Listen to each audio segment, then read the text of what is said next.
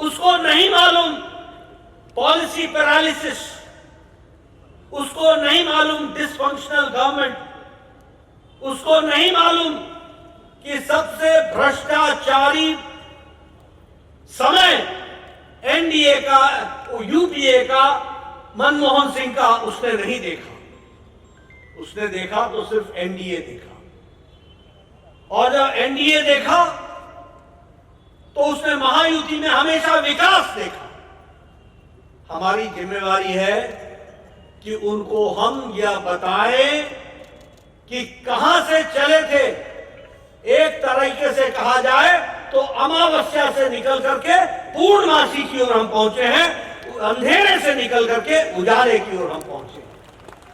यह बताना बहुत जरूरी है। मैं यह भी कहना चाहूंगा और यह भी आपको बताना चाहूंगा, एक समय था जब हम प्रदेशों में 5-6 सरकारें बना करके संतुष्ट हो गए थे।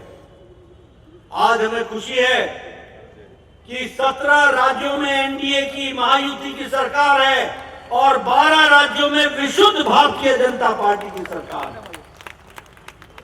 आज हमें खुशी है कि आज हम 58% की जनसंख्या पर आज नेतृत्व भारतीय जनता पार्टी कर रही है।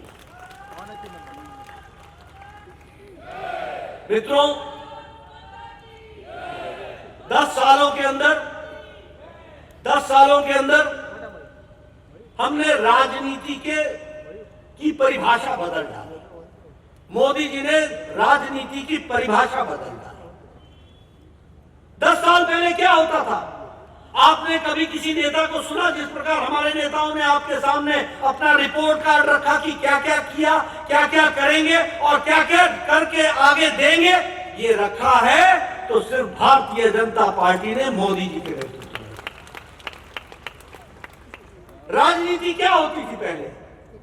भाई को भाई से लड़ाओ, इलाके को इलाके से लड़ाओ, जाति को जाति से लड़ाओ, समाज में विघटन पैदा करो, वोट बैंक की राजनीति करो, दुनिया को लुभावने नारे देकर के वोट ले लो और वोट लेने के बाद किसी एक जाति के विशेष ख्याल रखते हुए सरकार चलाओ, किसी एक जाति की सरकार बना लो, किसी एक वर्ग की सरकार बना लो, उनके लिए काम करो।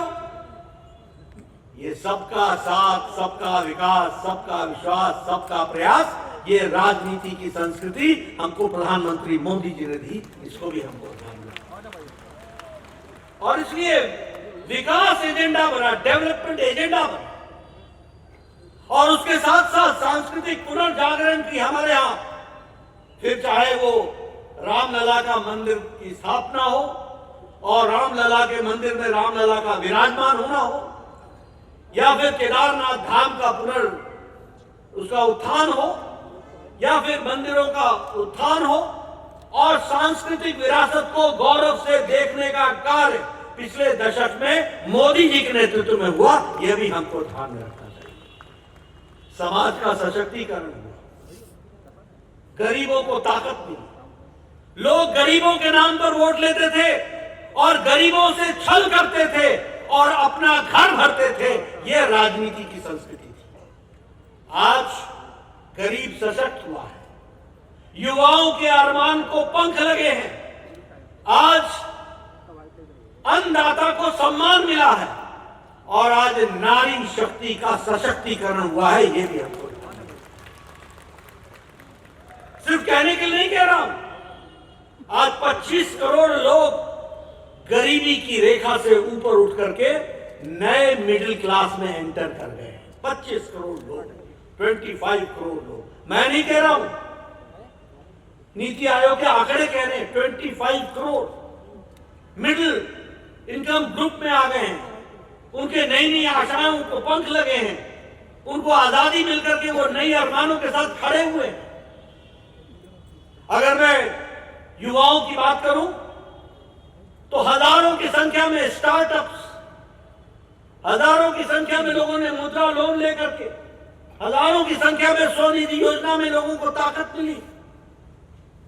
अगर मैं नारी शक्ति की बात करूं तो मैं कह सकता हूं, उज्ज्वला हो, उजाला हो, सौभाग्य हो, आयुष्मान भारत हो या स्वच्छता अभियान है, इसने नारी शक्ति को शक्तिशाली बनाया है और आत्मनिर्भर बनाया है, ये भी हमको याद रखना।